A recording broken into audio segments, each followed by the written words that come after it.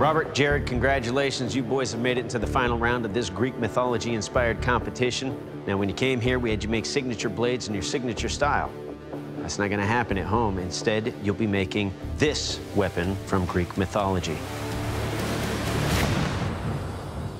The Sword of Perseus. All right. We'll see you in 4 days. Good luck. Good luck.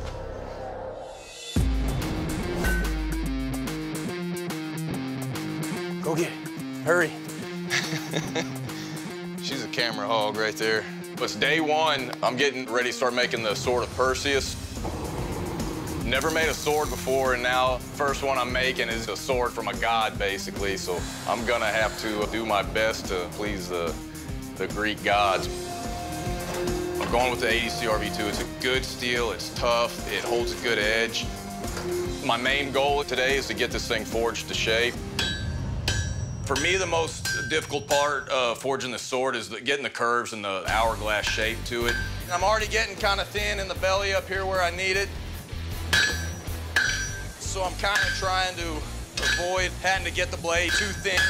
Taking a little longer than I'm wanting, but it's still going good. It's day one. I'm back at my home forge in Middleburg, New York. I'm getting ready to start in the Sword of Perseus. It's going to be a tricky sword to forge out for sure. I'm going to try to make my blade out of Damascus. I've got 1084. I've got 15N20. I want to do a twisted Damascus and then cut that in half and sandwich it around some solid 1084. And when I grind down my edge profile, the edge will show the 1084 when it's etched, and I think could really, really look pretty neat. The only time I've ever done twisted Damascus was with 2 people. We'll see how this goes doing it with 1 person. No, there's no way. I'm not even gonna bother with twisting. I'm just gonna go for a random pattern Damascus, start working this billet, cut it, restack it, and forge weld again. Go get it. Today, I'd like to get the blade profiled a little better, heat treat it, and start working on the guard. So I'm getting ready to quench. As I heat the sword up for the quench, I've never done one this big, especially in my forge like this. It's a lot smaller, so I'm had to kind of go back and forth and move it in and out and get an even heat. Barely got the whole edge in there. Yeah, that's good. I'll take it. The heat treat's done. I'm gonna start working on the guard. I'm gonna use a Damascus just because I want to do something a little different. There we go. And I wanted to basically make things harder on myself. Day 2, I got my billet with my 1084 core, and we're heading in the forge. The big thing today is gonna be profiling my blade, getting everything forged out. I need to keep on schedule, and I need to get the heat treat today. I'm moving a ton of steel. I'm going from the press, I'm going to the anvil, and then bam. My press is down. It is gonna put me really, really behind. I don't know what I'm going to do. Yeah, I got nothing. It's all arm from here on out. The tang took a bit of time to get drawn out. Not having that press is costing me precious time. It's gonna be a fight to the finish. Last day, I gotta get this thing finished up.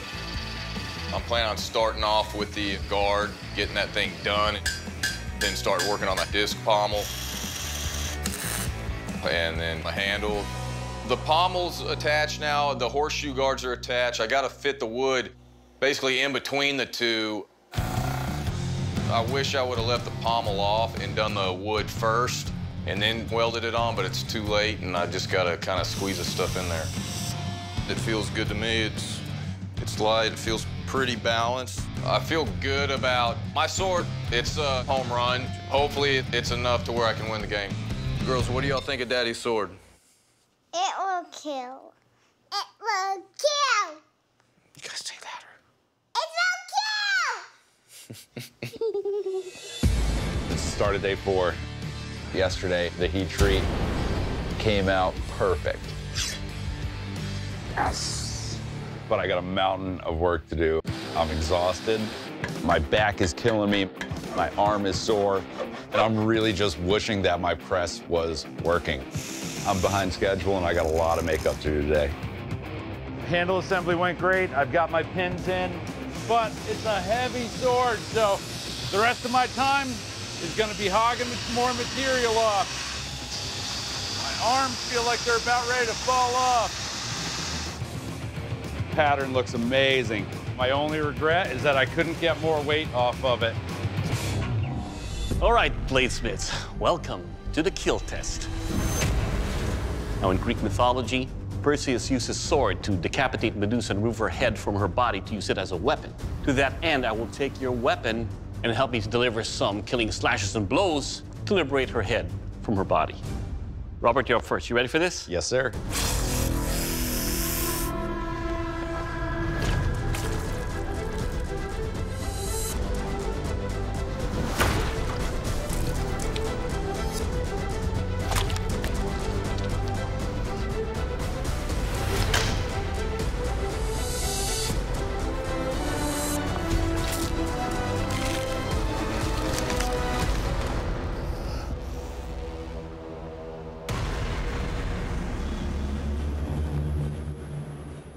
All right, Robert, let's talk about your sword here.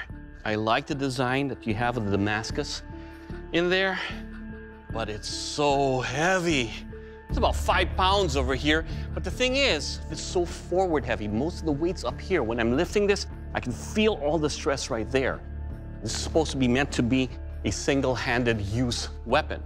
Now, your edge is plenty sharp. It was easy to thrust and cut, and it will kill. All right, Jared, your turn. You ready, sir? Yes, sir.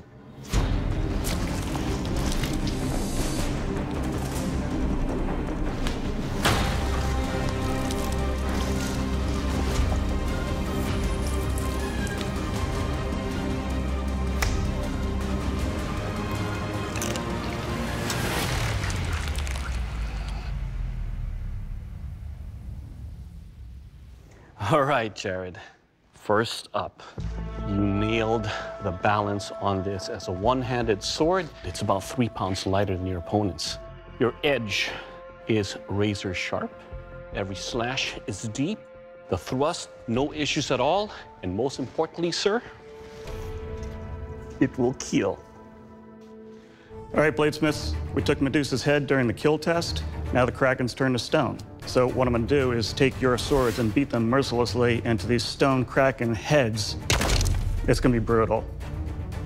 And Rob, you're up first. How you feeling? A little nervous, but I'm ready.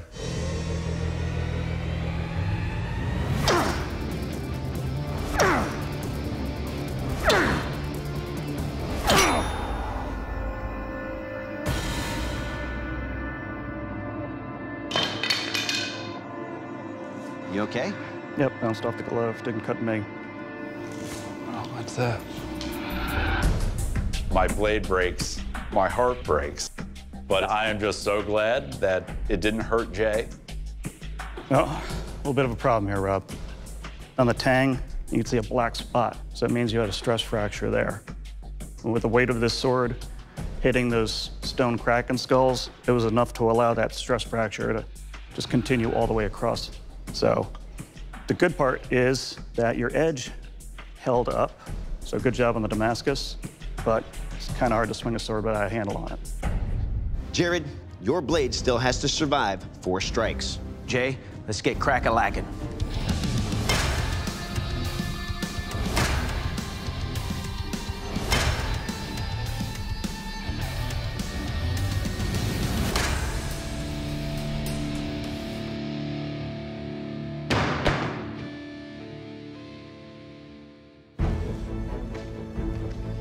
Jared, your blade survived. Robert, unfortunately, your blade cannot continue to be tested in this competition, and for that reason, I have to ask you to please leave the forge. Come on forward, my friend. You killed the Medusa, though.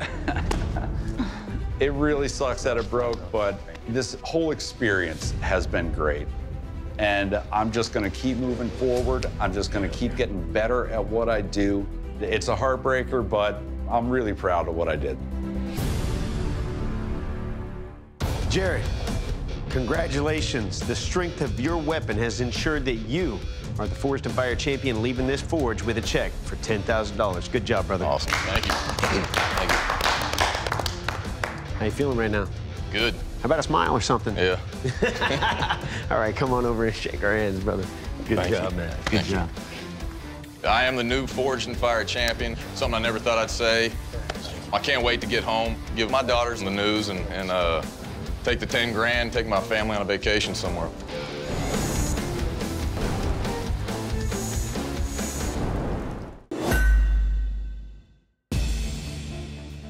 Congratulations, Bladesmiths. Your work has elevated you to the 3rd round of this competition. Now we're sending you back to your home forges so that you can recreate an iconic weapon from history. That weapon is the Cinquedea.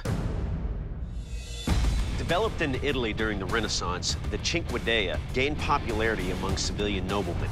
This large, double-edged sword delivered lethal cuts in close-quarter attacks and was worn on the hip to be swiftly drawn in times of threatening encounters. Derived from the Italian word for the number 5, the name Cinquedea represents the blade measuring 5 fingers wide at the base, which became an excellent canvas for intricate artwork. With functionality in mind, swordsmiths also included fullers to lighten the weight of this otherwise heavy sword. Although the Cinquedea lost its popularity after the 16th century, it has recently made a comeback in the video game Assassin's Creed. Good luck, Bladesmiths. We're here at my home forge in Kailua Kona, Hawaii on the Big Island. This is going to be the most challenging thing I've made so far. I don't even know how to pronounce it. I'm using a leaf spring that I got at a junkyard. I find there's a beauty in taking something that somebody would throw away and making it into something they keep forever. So I'm trying to incorporate the rest of this metal into an integral guard by bending these pieces down. I literally do everything by eye. I rarely measure anything. You know, so it's not gonna be this perfectly symmetrical piece, but it's gonna have the hand-felt look. They didn't do it back then on some machine. They were doing it by hand. This acute swell is not comfortable in your hand. It's like the opposite. Got the shape outlined. I got the fuller started. I'm excited to do this. It's day 3. Having to cut a hole in the back of my forge took some time, but I feel like I made good progress on the blade. I've got it profiled the way that I want. Feels a lot better in the hand now. So now it's coming to the most challenging part, putting in the fullers. So I've got the blade in the mill, and the milling bit is just skating right over the surface. It's polishing, it's not cutting. So option B is to try freehanding it with a file, and the file is just dancing over the surface of the blade. So option C is to try to freehand it on the grinder. That just looks terrible. This is like a perfect storm of anxiety. Doing something for the first time that's very challenging. How to solve this problem. $10,000 on the line. So I use a smaller milling bit, and lo and behold, it just starts biting into that steel just the way I want it to. It's cutting a slot. Smiths who are sneering at me for not forging them in. Day 3, and it's hard to sleep because all I think about is this sword. I want to show to the judges that I'm not afraid of work and that I can accomplish something that I put my mind to. It's the most important step. I'm about to hit a heat treat. I couldn't wait to do it all day, and now that it's time, I'm scared because it could fail. Worst case scenario, my blade could warp, it could crack. And then I would have to start all over again.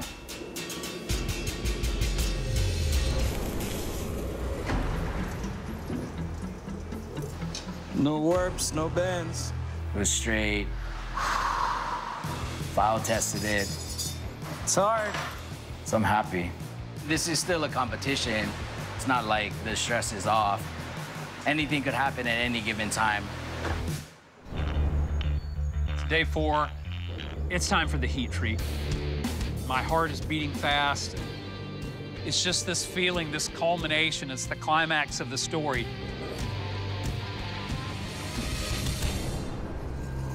If anything is going to go wrong, it's going to happen now. As I'm watching it, I can visibly see it starting to curl over. If I'm gonna keep this blade straight, now is the time. Don't you do it! Don't you do it! Don't you bend!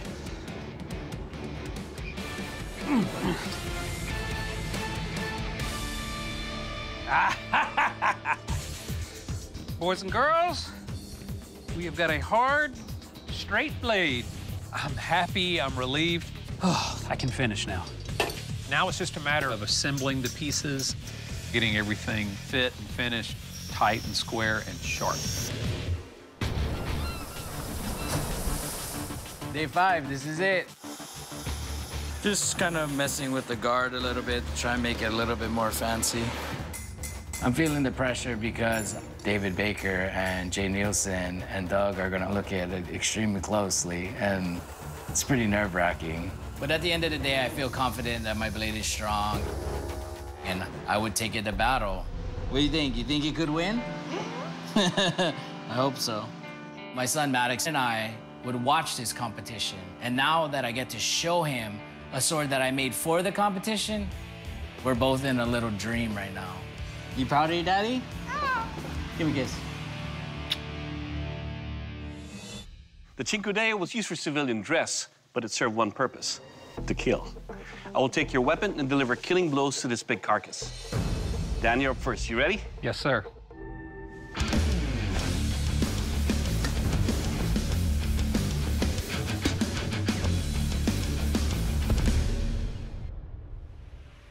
All right, Dan, on the backhand slash, cut all the way through and lacerated the ribs.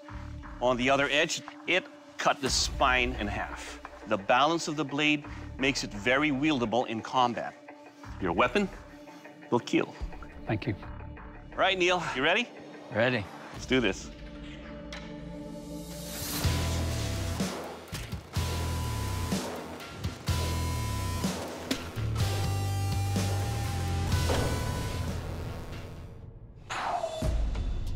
Okay, Neil, this is heavier compared to Dan's blade, but the edges are sharp enough to lacerate the spine all the way through. The base and the weight allows for a power slash. Overall, your Cinque Deo will kill. Good job. Up next is a sharpness test. We will test both of the edges of your blades by delivering a strike across these ratchet straps. Dan, you're up first. You ready? Yes, sir. Let's do this.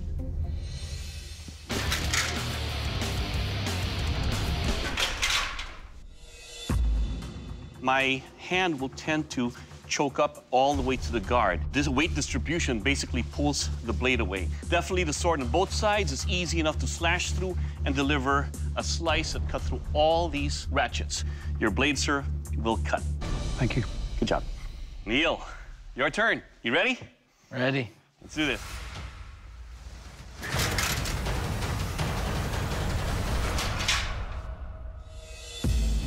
The dimensions of your handle really fit my hand. Anywhere I go, it stays right where it has to be. Your edge easily cut through these ratchets on both sides. Your blade will cut. Good job. Right on. Gentlemen, to test the strength of your weapon, I'm going to chop into this ice block 4 times with each edge of your sword. Dan, you're up. Are you ready? Yes, sir. Okay.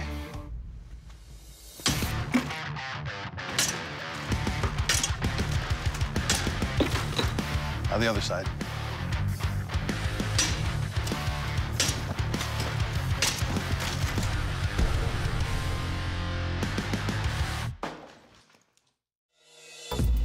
Well, I don't see any chipping or warping, so the edge held up very nicely.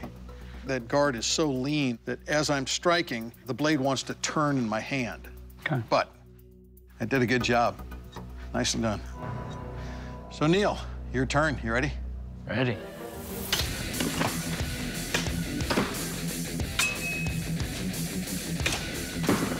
Now the other side.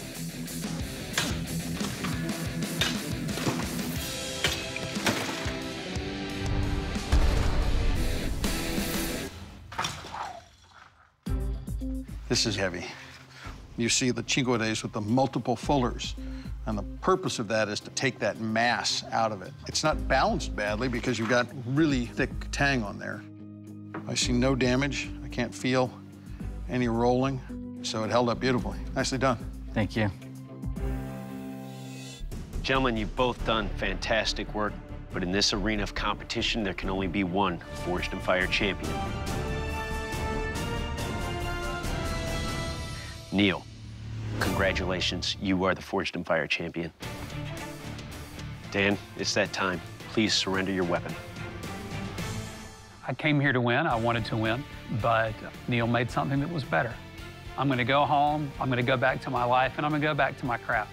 I still love bladesmithing.